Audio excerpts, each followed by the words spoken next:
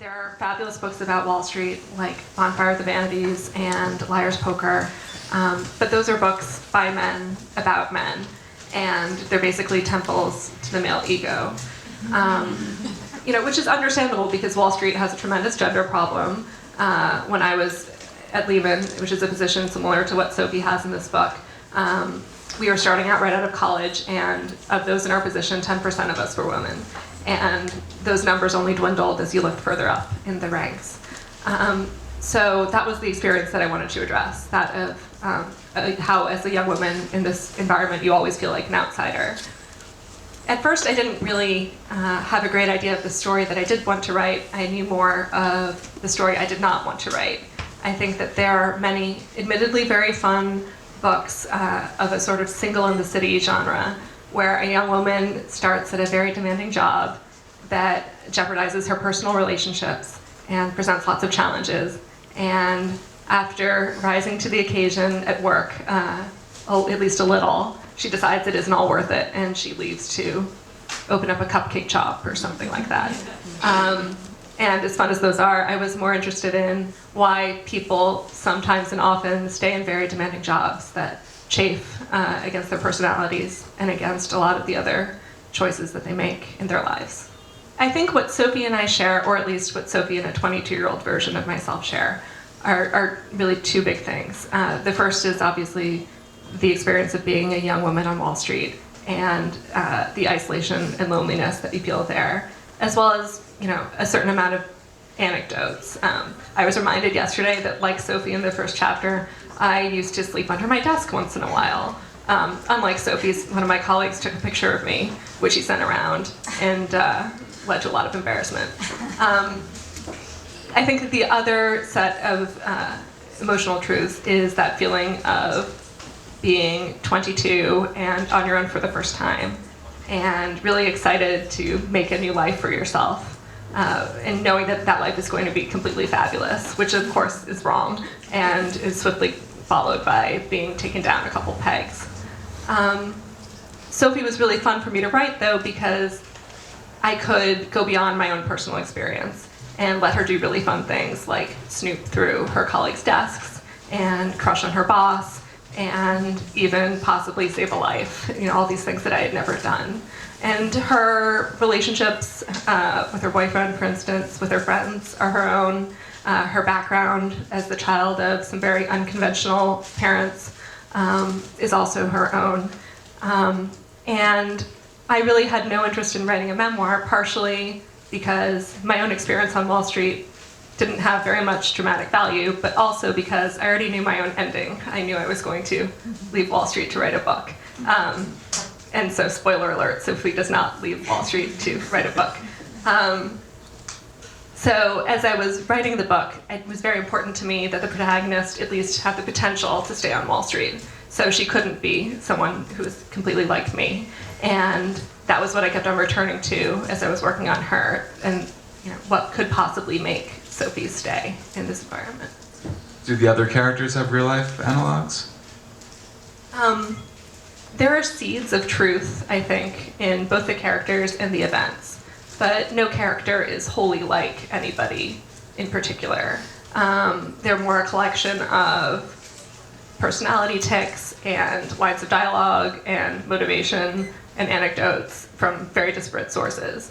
But in certain cases, they were inspired by real life to a certain extent. For instance, Ethan Pierce, who is Sophie's ruthless, secretive boss, who intimidates her at the beginning of the book, was somewhat inspired by a colleague when I was first at Lehman who had lost his wife. He had lost his wife in an asthma attack as they were hiking up the mountains, which all of us, all of the junior people, found absolutely fascinating. Like, all of the guys were captivated by this, they'd whisper about it, and I was really fascinated by the extent to which we were fascinated. We knew so little about the people that we worked with that when we actually did know something, it was very exciting to us. And so Ethan in the book has lost his wife, and under very different circumstances, and actually in this case, questionable circumstances, and doesn't really bear any other resemblance to this real life person, but that core secret of his It's something that he tries to hide. Did get inspired by real life. So, I started at Lehman right out of college. I think when I signed up to be working on Wall Street, I didn't really think of myself as starting a career. I just thought I was picking a job for a couple years. And then by the time I was 27 or 28, it seemed harder to say that this wasn't a career. And that if I wanted to leave, I actually needed to start doing something else. So I wanted to write a book, but I didn't really have any experience with writing. My only experience was that I read a lot, which meant that I knew just enough to be dangerous, because I could see that my writing wasn't very good, but I couldn't really fix it either.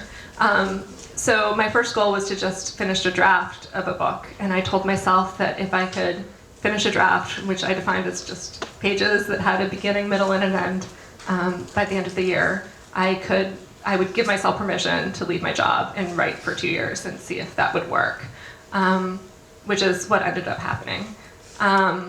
And leaving was tough, but was much harder was the day after I left, when it was just me and a draft and my computer. And this writing that I knew wasn't very good.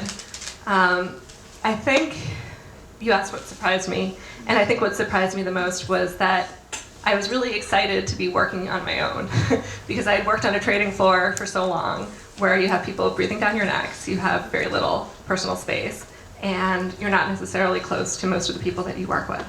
And I hadn't particularly liked that. I'm a relatively private person, and I was really looking forward to being in a room by myself with my thoughts. But when that actually happened, I found it very difficult. I found that I got stuck in my head, and I wasn't very productive. So I actually stumbled on a shared writer's workspace, Paragraph, which is a couple blocks from here and where I met Teddy. And that introduced me to a community of writers, which helped a lot. And my favorite desk there, that lots of people dislike for the exact reason that I like it, is in the middle of the room.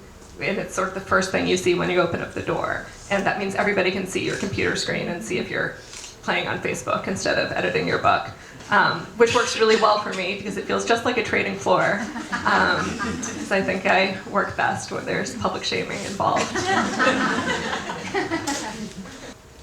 Yeah, I think it's pretty hard to define ambition for writing. On Wall Street, you can quantify what you do so easily. Other people are quantifying it for you in ways that you may or may not agree with.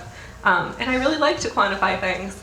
And so when I first started writing, I had all these beautiful spreadsheets that would track how many pages I wrote per day and whether that was increasing or decreasing and whether there was, any pattern to the weather or what day of the week I wrote best on. If there isn't, it made no difference. And, pages, hours that I sat in the chair, chapters per week, none of that worked. And what I found very quickly is that writing is a non-quantifiable process. It's sort of mystical. Some days you just write really badly and you don't know why, and some days you write really well and you don't know why.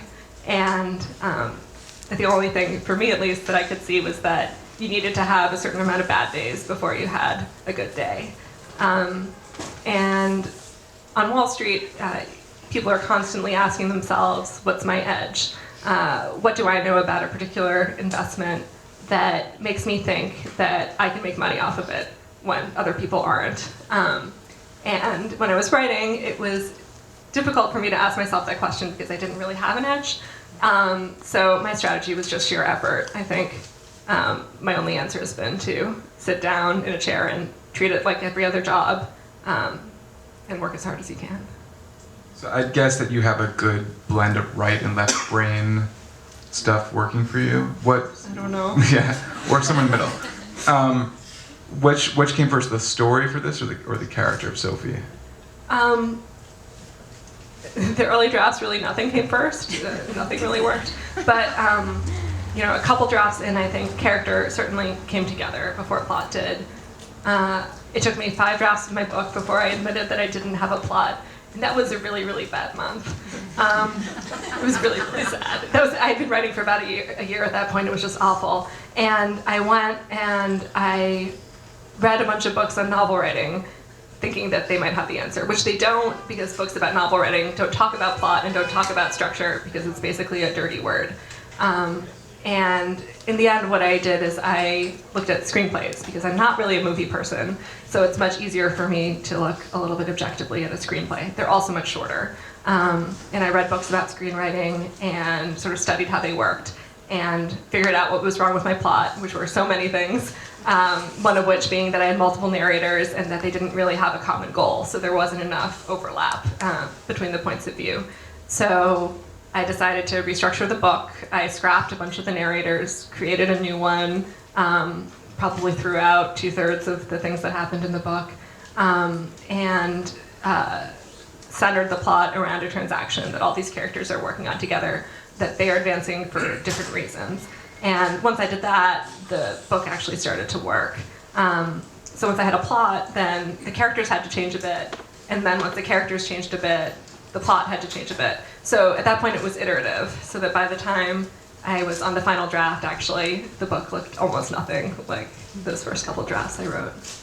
Well, there are a couple of reasons. The first is that I definitely wanted to have a central narrator who was a young woman on Wall Street, because I felt that was unique, and I also thought a 22-year-old would be the best sort of person to bring outsiders into the world of Wall Street who weren't familiar with it. A 22-year-old has the most capacity for change over the course of a book, which makes it really interesting in a lot of ways. But I also felt obliged to provide a fuller picture of Wall Street, since I felt like I could offer that. And to do that, I wanted to show people who'd been around for longer, what sort of a person is successful in this environment, what sorts of changes do they have to make to themselves in terms of self-editing in order to make themselves successful. And so that was one thing. So I wanted to include some of the older, more successful men who Sophie worked with. The other reason I felt like I needed to include multiple narrators is one of the problems that I found very quickly about writing about Wall Street, which is that there's such a heavy layer of veneer in interactions between colleagues that Sophie's colleagues were not, in almost any case, going to reveal themselves to her in a meaningful way. So if I had been writing about a different environment, you could have illuminated those characters through Sophie's point of view. But these people were so carefully guarded that it seemed that if they were going to become meaningful to the reader, the only way to do that was to enter their interior lives. I was also interested in showing the weird intimacy that can develop between colleagues in a work environment, who in some ways don't know each other very well, but also spend more time around each other than they do their families. Because I think, so much of fiction concentrates on relationships, family relationships, romantic relationships, but I think work relationships are neglected. And the analogy at first seemed quite apt. I mean, both are really, really long processes with a lot of gestation and a lot of waiting that require a lot of you to take care of this thing and bring it into the world. And there were some cute similarities at first. Like, I think The Galleys We're Buying In came out the same month that I started looking pregnant. And with both of those things, like the physicality of it, the fact that people could see it and that you could touch it, made both of them actually feel real for the first time. But I think the thing about publishing a book is that it happens by degrees. You write a draft and then you write another draft, and each time it feels more finished. And then you get represented. Like the day Binky said that she would take this book was really exciting. And then the day you sell the book is a huge relief. And then you do your final edits and it seems like it's almost done. And then you see your cover for the first time. So that by the time the book actually comes out, you've gotten reasonably used to the idea of a book coming into the world. Whereas for me, at least, actually holding a kid for the first time was a pretty huge shock. Also, with a book, you have pretty perfect control over the object. By the time this book was published, I'd edited and re-edited everything. I think if the book had been destroyed in every copy in the universe, I probably could have rewritten a substantially identical version of this book from memory. What you don't have control over is how it'll be received, whether people will like it or read it. And with a kid, you really don't know what you're getting. So, at least I was kind of worried, like, will she be healthy? Will she have a tail? What will her personality be like? You really have no idea. And in that case, all you can really control is how the kid is received. How's it been received so far? The kid. She's pretty great. It's taken a couple glasses of wine at times, but she's pretty great. So he was the narrator that I added because I had to make the plot work. So the original inspiration was that he needed to exist. But after that, one thing that was interesting about writing this book is when I started it, I was on Wall Street, so I was a Wall Street insider. And by the time I had finished it, I'd been gone for 2.5 years, and didn't really identify as closely with a Wall Street mindset. It took a while, this detox. And Hutch was written towards the end of that. And I found myself, like, in each draft having a favorite character, and that favorite changed over each draft. And towards the end, Hutch was my favorite because I think he was the closest to the way I felt as an outsider. I really enjoyed writing somebody who was impatient with bankers and impatient with the veneer and a certain level of bullshit. And he was really fun for me. So that was the inspiration for his psychology. In terms of his character, I haven't told my father-in-law this, but he really likes his model trains. And Hutch really likes his model trains. And I think that was actually the first thing I knew about his character. Don't tell Dr. Hemphill that. I don't think he'd really like it. Okay, so that's, yeah.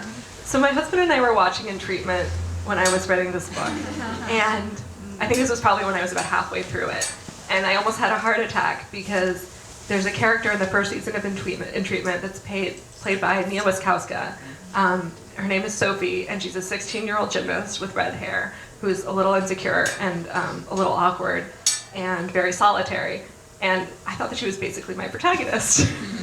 The problem with that is we were watching In Treatment on reruns because we're always behind the times on TV. So now Mia Wasikowska is way too old to play Sophie, so I don't have any ideas actually. I am. I was working on one before the kid. Hopefully I'll get back to it in a month or so.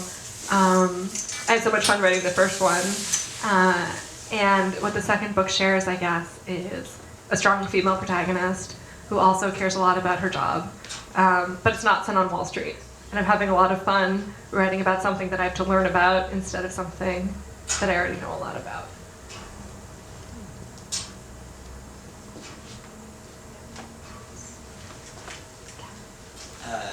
So have you foreclosed ever working again in finance? That's the first question. And the second question is, like, I'm intrigued what you said about plot being a dirty word in writing circles. And why do you think that is, and what did you learn from screenplays? Especially helpful. I guess never say never in terms of working on Wall Street. I hope not to if I can avoid it. But yeah, never say never. If they'd ever have me back at this point, which is, I guess, a question. And I guess I might have to go back to business school, and given that I recently wrote an op-ed piece about why you shouldn't go to business school, that might also be difficult to make happen. In terms of plot, I think the reason that novelists shy away from it is that it can seem formulaic and it can seem reductive, which it is, but at the same time, I feel like if you talk to novelists about plot, a lot of the answer will be, well, but so-and-so made that really strange thing work once, and you really don't know what works until you try it, or I'll know it when I see it.